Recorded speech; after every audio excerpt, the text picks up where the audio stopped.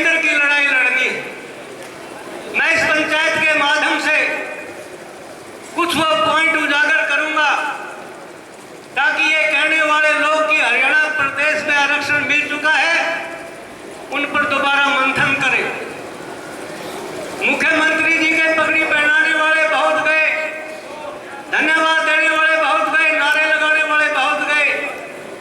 मैं भी कई बार गया, लेकिन मैंने मुख्यमंत्री जी से यही कहा कि आपने जो आरक्षण दिया है हरियाणा प्रदेश के जाटों को, उससे कुछ नहीं मिला है। पहला मैंने कहा इसमें खामियां हैं, गलतियां हैं, आप उनको दूर कीजिए। मुख्यमंत्री जी ने हमें विश्वास दिलवाया कि हम हमें बताएं कि इसमें क्या क्या खामियां हैं, क्या क्या गलतियां हैं। वो गलतियां और खामियां मैं आपके सामने भी उजागर करना चाहता हूं। 2 मिनट का समय लूंगा। जो पहले हरियाणा प्रदेश में आरक्षण था, 50% आरक्षण था, 50% सामान्य वर्ग के लिए खुला था, जिसमें दूसरी जातियां भी अपना हिस्सा ले सकती थी। और जो हमें लाभ मिलता था, जो हमें अवसर मिलते थे, वो पहले 50% में मिलते थे। आज हरियाणा प्रदेश में 70% आरक्षण है। 50% पहले था, 10% विशेष पिछड़ा वर्ग के लिए बना दिया, 10% आर्थिक पिछड़ों के हिसाब से बना दिया और 30% सामान्य रख दिया। आज जो जाट को लाभ मिलेगा, जो अवसर मिलेंगे 10% में और 30% में, 40% में अवसर मिलेंगे। हमारा 10% आरक्षण सरकार ने घटा दिया, हमें 10% का लाभ नहीं हुआ, हमें 10% का घाटा हुआ है। नंबर 1 पॉइंट, तो ये आरक्षण दिया गया है, इसकी कोई संवैधानिक मान्यता नहीं है। ये केवल अधिसूचना है, अध्यादेश है। ऐसी अधिसूचनाएं पहले भी जारी होती रही है। आप सबने पता होगा कि 1991 में जब मास्टर हुकम सिंह हरियाणा प्रदेश के मुख्यमंत्री थे, तो जाट और अन्य 10 जातियों को एक अधिसूचना जारी करके आरक्षण ओबीसी में शामिल किया गया था।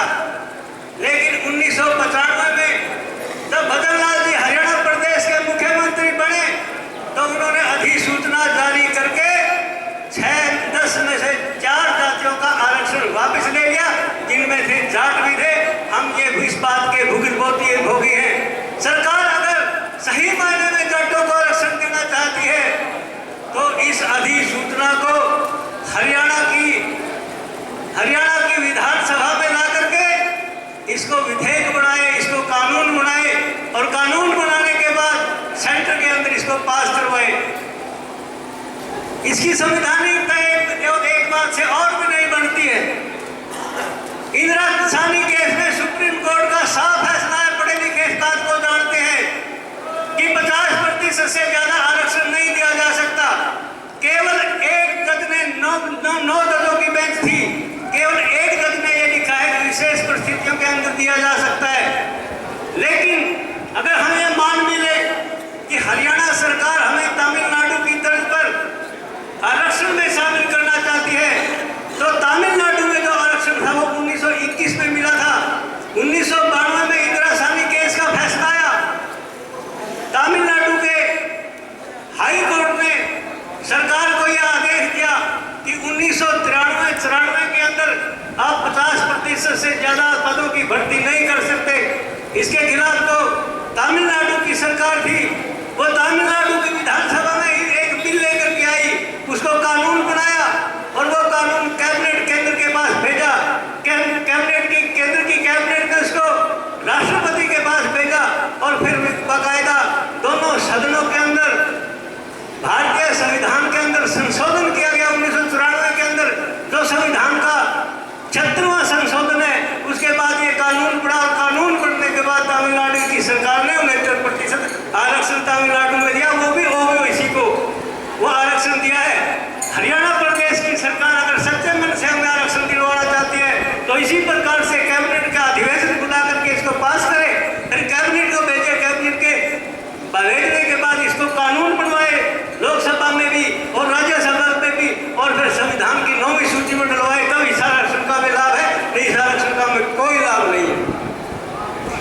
उसके बाद जो हमारा तीसरा पॉइंट है, जो फर्स्ट क्लास और सेकंड क्लास की नौकरियां हैं, जिसमें डीसी एसपी बनते हैं, एसडीओ एक्शन बनते हैं, फर्स्ट क्लास और सेकंड क्लास की, उसमें हमें केवल 4% आरक्षण दिया गया है, जबकि दूसरी जातियों को उनके अनुपात के अनुसार दिया गया है, लेकिन हमें केवल 4% दिया गया है। जब सभी जातियों को ऐसा किया गया तो हमारे साथ ये अन्याय क्यों है? मैंने मुख्यमंत्री जी से, उसके ओएसडी जी से पूछा था कि हमारे साथ ऐसा अन्याय आप क्यों कर रहे हैं? इनका उसके पास कहने का, इसका पास हमारे पास कोई जवाब नहीं।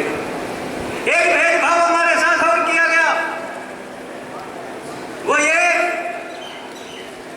बाकी सभी जातियों को तो खून है, छूट है, वो कितनी बार भी इसका लाभ उठाए, लेकिन जो विशेष पिछड़ा वर्ग है हमारा बनाया गया है, उसमें ये लिखा है कि इस वर्ग में एक परिवार के एक व्यक्ति को इसका एक बार ही लाभ मिलेगा।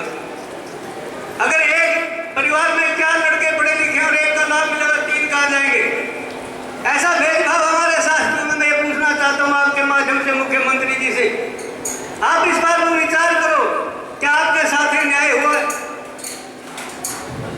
6 महीने से ज्यादा हो गए अध्यादेश को जारी हुए, आप बताओ आज तक जितनी भी नौकरियां निकली हैं अध्यादेश जारी होने के बाद, उसमें आपकी कहीं कैटेगरी है? उसमें कहीं आपने फॉर्म अप्लाई किया है? इसी तरह से शिक्षण संस्थाओं में आपकी कोई कैटेगरी नहीं है, आपकी कोई कट लिस्ट नहीं है। हमारे साथ यह अन्याय हो रहा है। हमने अभी पूछा था, ओएसडी मुख्यमंत्री थे, उन्हें हमने कहा था कि जब बेसिक यूनिवर्सिटी में आज भी हमें जिसको पिछड़ा वर्ग को 200 रुपए का फॉर्म मिल रहा है और हमें 800 रुपए का फॉर्म मिल रहा है। अगर आप हमें विशेष पिछड़ा वर्ग की सुविधा वही देना चाहते हो तो पिछड़ा वर्ग में फिर हमें 800 रुपए का फॉर्म क्यों मिल रहा है? उनके पास इसका कोई जवाब नहीं था। पिछले दिनों 7 नगर निगमों के चुनाव हुए, गुड़गांव में, फरीदाबाद में, रोहतक में, करनाल में, पानीपत में, अम्बाला में, हिसार में। क्या आप लोगों के लिए कोई सीट आरक्षित थी? ईमानदारी से बताओ, क्या आप लोगों के लिए कोई सीट आरक्षित थी? कोई नहीं थी। तो किस चीज का आरक्षण है? हमारे साथ धोखा किया जा रहा है। आगे पंचायती राज के चुनाव आएंगे, स्थानीय संस्थाओं के चुनाव आएंगे, सहकारी संस्थाओं के चुनाव आएंगे, जिला परिषद के चेयरमैन की मंत्री के बराबर की हैसियत होती है। अगर उसमें आपकी सीट नहीं है तो किस चीज का आरक्षण है? लोक सभा में अगर चेयरमैन के लिए आपकी सीट नहीं है तो किस चीज का आरक्षण है? आप इस चीज पर मंथन करो। तो इसके ये बात मैं आपको कहना चाहता था। बातें तो और भी है, कई खामियां और भी है, लेकिन ज्यादा समय लूंगा तो कहेंगे कि समय कम है। आखिर में एक बात जरूर कहूंगा, आप सब छात्रों ने, सभी संस्थाओं ने, सभी समितियों ने मिलकर के जाट आरक्षण की लड़ाई लड़ी। मैं इसके लिए सबको धन्यवाद देता हूँ। लेकिन हमने 3 नौजवानों की शहादत भी दी है, हम जेलों के अंदर भी गए हैं, हमने लाठियों के प्रहार भी सहे हैं, और इन 3 नौजवानों की चिताओं पर हमने ये कसम खाई थी कि जब तक सभी धर्मों के जाटों को सभी प्रदेशों में और देश में आरक्षण नहीं मिल जाता तब तक हम अपना आंदोलन जारी रखेंगे। और मैं तो उस समय भी कहा करता था कि देखना ऐसे भी मौसम आएंगे जब अपने बच्चे भगत सिंह बन जाएंगे, देखना ऐसे भी मौसम आएंगे जब अपने बच्चे भगत सिंह बन जाएंगे। रोशनी दुनिया में उनके दम से है, जो भी ये तूफान से टकराएंगे। रेंगने वाले कभी प्रबोध हैं, उड़ने वाले आसमान तक जाएंगे। हम शांति प्रिय लोग हैं, हम शांति प्रिय ढंग से आंदोलन करके लोकतांत्रिक तरीके से जाट आरक्षण चाहते हैं। लेकिन सरकार अगर हमारी इस शांति प्रियता को कमजोरी समझेगी तो हम दीनबंधु चौधरी छोटू राम जी की औलाद हैं, हर सरदार भगत सिंह के अनुयायी हैं। हम कतई भी इस बात को सहन नहीं करेंगे। अगर जाट आरक्षण लेने